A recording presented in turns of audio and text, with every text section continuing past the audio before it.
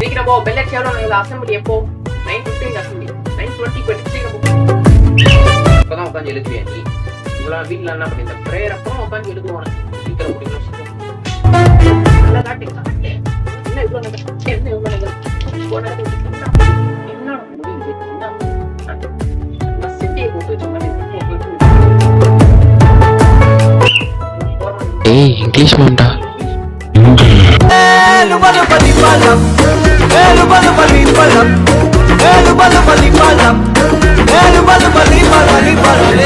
என்ன sir English புத்தகம் மட்டும் கரெக்டா புடிச்சிருக்கீங்க.